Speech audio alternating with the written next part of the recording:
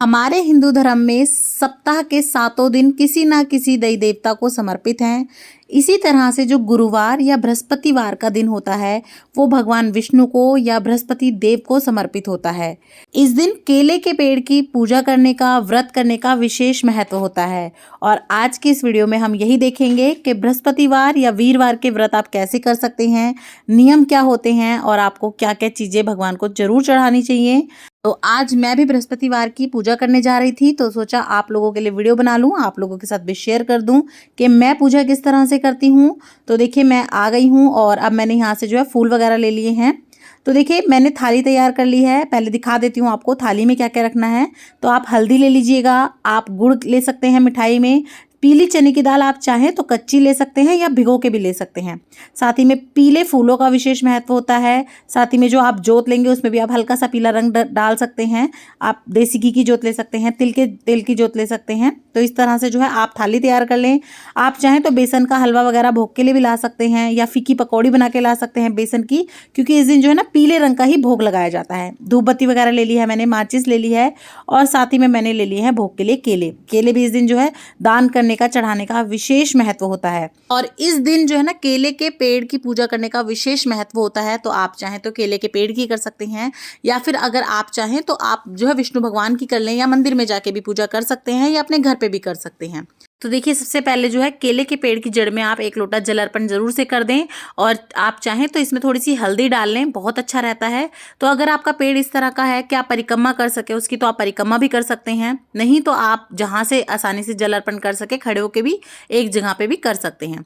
तो देखिए यहाँ पे स्पेस है परिक्रमा का, तो मैंने यहाँ पे परिक्रमा कर ली है जल चढ़ाते हुए। इस तरह से जो है हमारे केले के पेड़ को सींच दिया है। उसके बाद देखिए यहाँ पे मैं स्वास्तिक बना लूंगी हल्दी से। तो इस तरह से आप भी स्वास्तिक वगैरह बना लें हल्दी से। आप चाहे तो रंगोली भी बना सकते हैं। और पीले रंग का जो है ना विशेष महत्व होता है आज के दिन। तो हो सके तो आप आज के दिन पीले रंग के ही वस्त्र वगैरह पहने। व्रत करते हैं तो जरूर से पहने, लेकिन अगर आप व्रत नहीं करते तो भी अगर आप आज के दिन पीले रंग के वस्त्र पहनते हैं तो बहुत अच्छा रहता है। अब बात कर लेते हैं आपको ये व्रत उठाने कब से होते हैं। तो देखिए आप ये व्रत पौष मास को छोड़ के बाकी कभी भी उठा सकते हैं। शुक्ल पक्ष का जो भी पहला वीरवार या बृहस्पतिवार आएगा तब से आप ये व्रत कर सकते हैं। आप चाहे तो 1 साल के लिए, 3 साल के लिए, 5 साल के लिए, 9 साल के लिए या जीवन काल, संपूर्ण जीवन काल के लिए भी इन व्रत को कर सकते हैं। या फिर अगर आप गिनती के करना चाहते हैं तो आप 16 व्रत भी रख सकते हैं। बृहस्पतिवार के 16 व्रत भी रखे जाते हैं। देखिए बृहस्पतिवार के व्रत करने से बुद्धि का विकास तो होता ही है, ऐसा कहते हैं। हमारा जो गुरु है वो तेज होता है, शिक्षा के उसमें भी अच्छा रहता है। और साथ ही साथ जिनका विवाह नहीं होता है ना, तो उनको भी पंडित जी वगैरह यही बताते हैं कि विवाह के योग बहुत जल्दी बनते हैं अगर आप बृहस्पतिवार के व्रत करते हैं। और ये जो व्रत किए जाते हैं ये मीठे किए जाते हैं। इस व्रत में नमक नहीं खाया जाता। और इस व्रत में जो है ना बेसन से बनी हुई चीज़ें खा सकते हैं। आप चाहे तो आप मीठी खा लें, लड्डू वगैरह खा लें, या फिर जो है चीले वगैरह बना के भी खा सकते हैं। नमक नहीं खाना, फीका खा सकते हैं या मीठा खा सकते हैं। शाम को एक समय पे भोजन करना होता है इसका। उसके बीच में आप फल वगैरह खा सकते हैं। उसके बाद देखिए मैंने यहाँ पे अपनी जोत जोड़ दी है और थोड़ी ओट कर दी है प्लेट की, ताकि हवा से जो है मेरी जोत खंडित ना हो। उसके बाद मैंने तिलक कर लिया है अच्छे से। उसके बाद देखिए ये जो हम गुड़, चने की दाल वगैरह लाए हैं वो हम इस तरह से चढ़ा देंगे पेड़ की जड़ में ही, इस तरह से। और अगर आपको पीले रंग के फूल मिल जाएं तो आप ज़रूर से लें। जैसा कि मैंने आपको बताया पीले रंग का विशेष महत्व होता है। साथ ही में मैंने यहाँ पे केले चढ़ा दिए हैं। इस तरह से मैं धूप दीप दिखा दूंगी। और बृहस्पतिवार या वीरवार के व्रत में जो है ना केलों की पूजा करने का, केले चढ़ाने का और केले दान करने का विशेष महत्व होता है।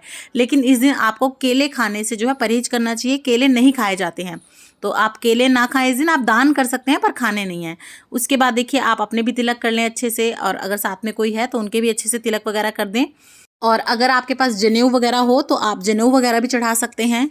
और या फिर देखिए इस तरह से जो कलावा या मोली आती है ना, उससे भी जो है आप 7 बार चाहे तो परिक्रमा देते देते इस तरह से 7 परिक्रमा देते देते लपेटा दे दें, या फिर आप इस तरह से जैसे मैं कर रही हूँ यहाँ पे 7 बार लपेट दूंगी, लेकिन परिक्रमा मैं अलग से करूंगी। तो इस तरह से भी कर सकते हैं, दोनों ही तरीके ठीक है।